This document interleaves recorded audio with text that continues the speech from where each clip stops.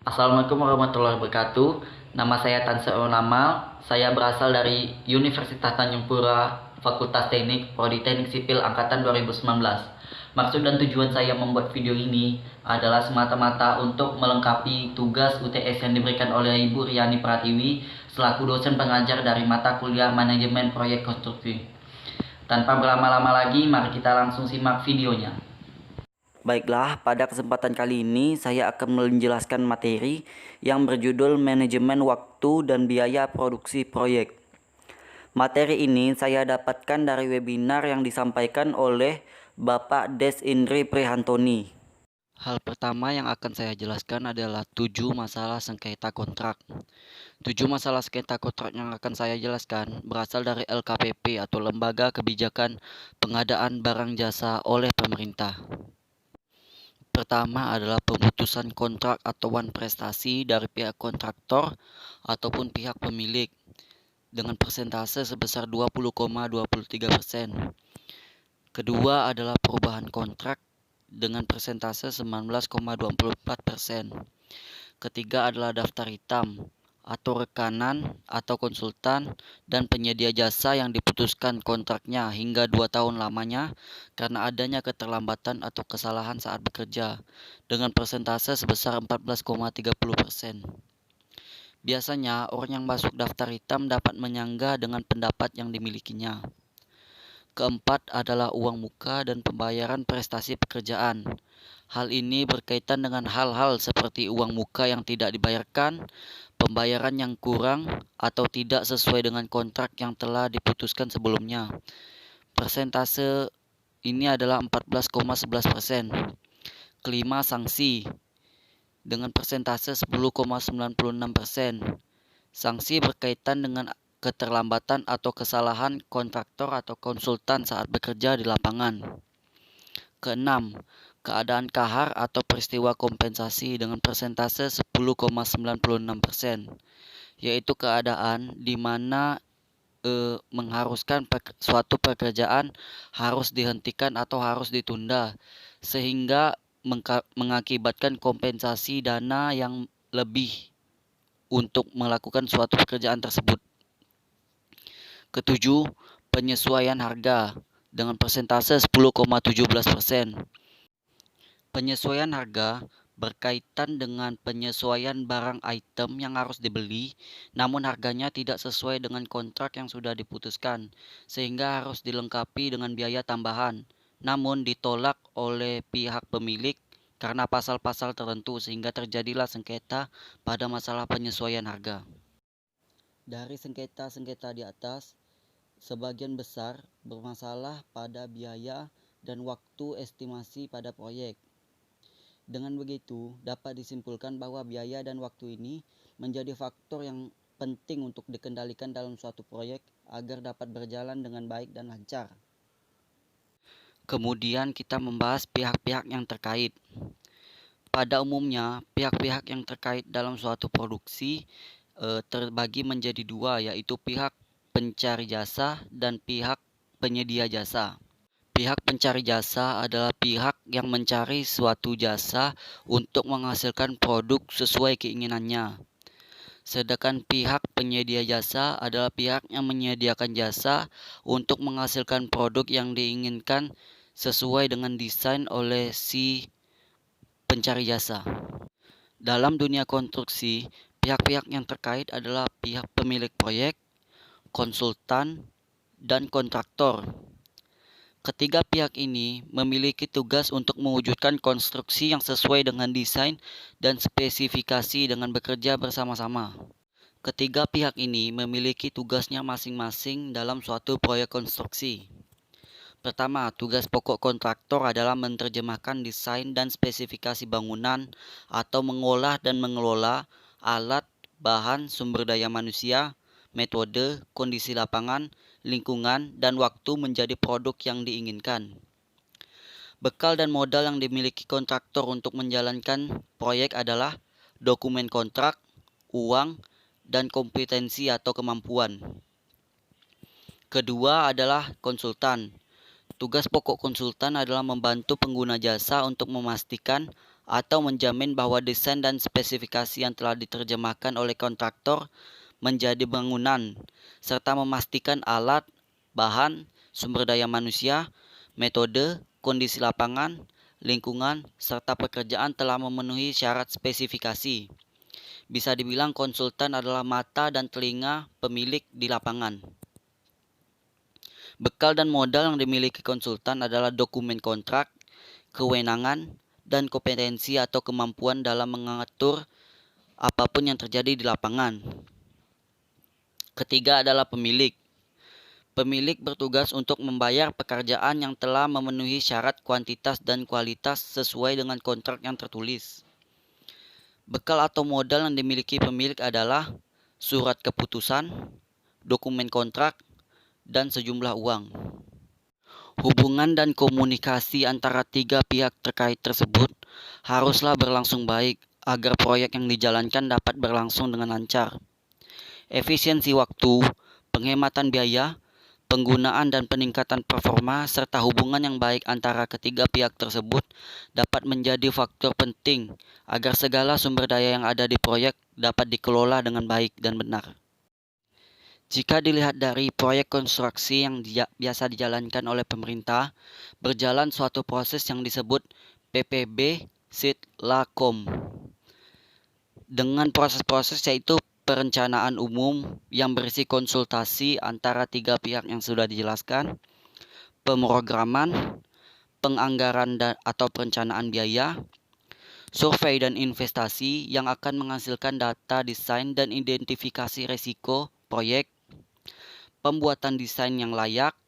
Dari pembuatan desain maka diperlukan land acquisition atau ganti rugi tanah jika memerlukan tanah yang belum disediakan.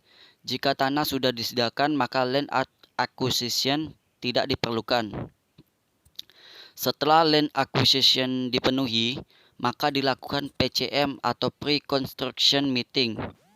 Lalu dilaksanakan pelaksanaan konstruksi. Setelah bangunan selesai, maka dilakukan pengoperasian dan pemeliharaan bangunan sesuai dengan umur rencana yang telah ditentukan. Idealnya, anggaran mengikuti desain, bukan sebaliknya. Namun biasanya, anggaran kadang sudah ditentukan sebelum adanya desain,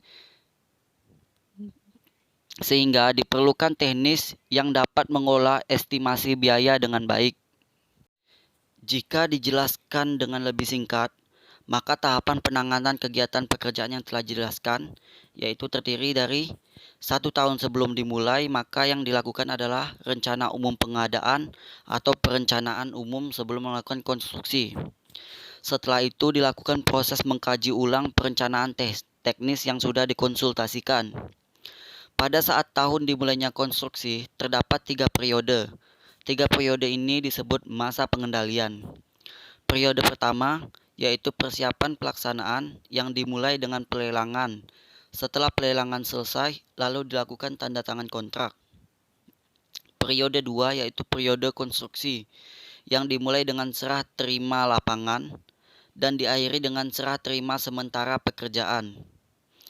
Yang ketiga adalah periode pemeliharaan, yaitu masa garansi suatu konstruksi berdasarkan masa waktu tertentu dalam kontrak.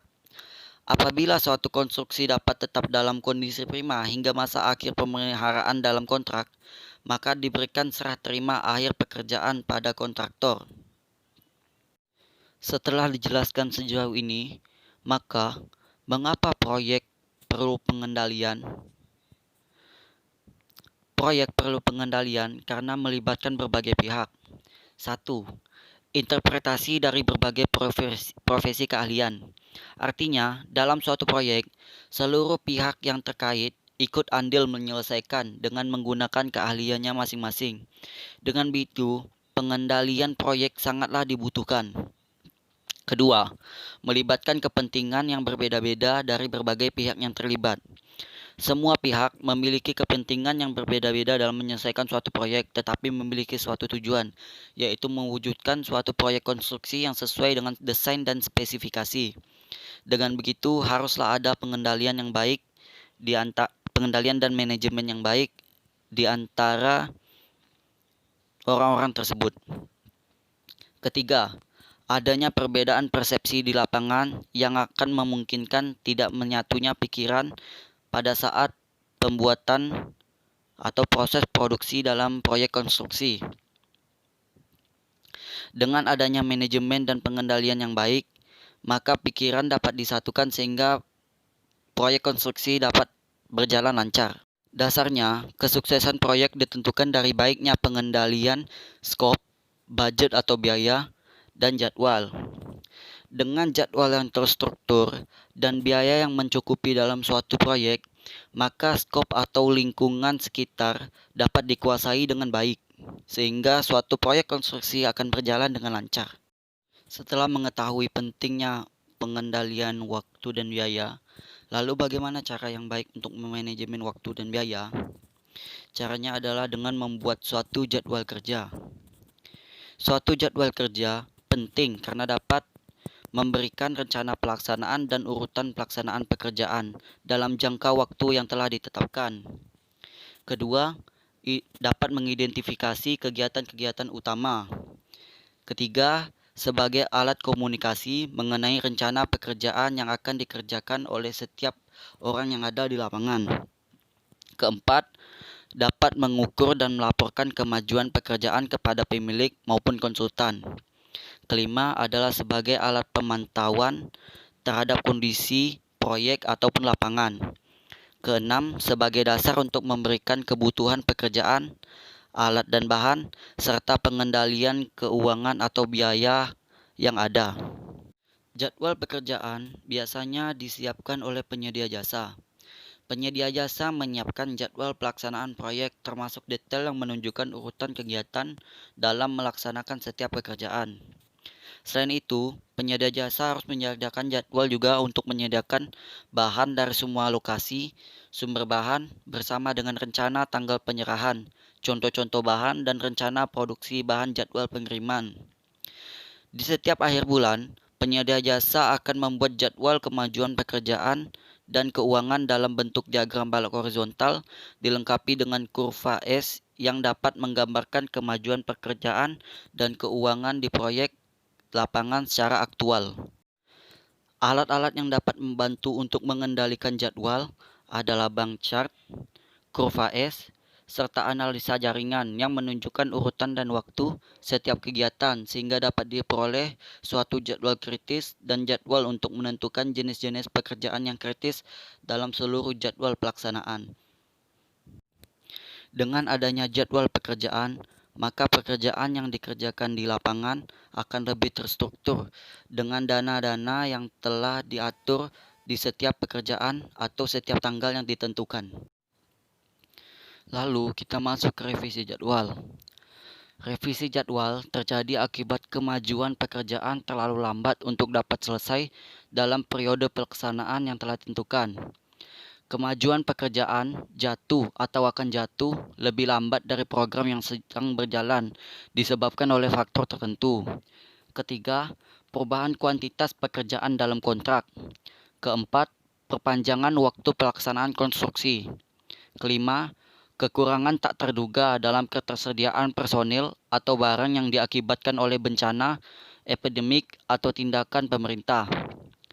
Adanya revisi jadwal akan membuat proyek konstruksi dapat berjalan lebih lama dan menambah estimasi biaya konstruksi sehingga pekerjaan yang dilakukan akan menjadi kurang efisien. Yang kedua adalah krisis kontrak atau kontrak kritis.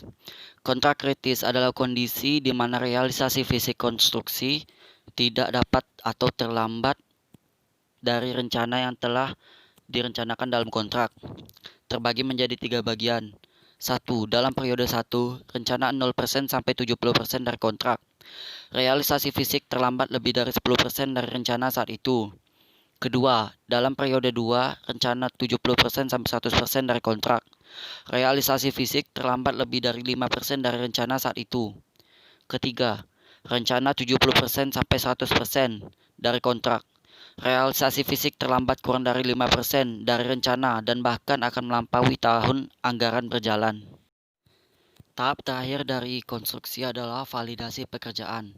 Validasi pekerjaan yaitu memastikan bahwa hasil pekerjaan yang diajukan oleh penyediaan jasa untuk validasi telah selesai dengan ketentuan kontrak yang ditunjukkan dalam rekaman pengawasan pelaksanaan dan data hasil pengukuran pekerjaan, sehingga hasil pekerjaan yang telah selesai tersebut dapat diajukan untuk dibayar. Sekian dari video yang dapat saya sampaikan. Lebih kurangnya mohon dimaafkan. Semoga video yang saya sampaikan dapat bermanfaat bagi kita semua. Wabillahi taufiq wa hidayah. Wassalamualaikum warahmatullahi wabarakatuh.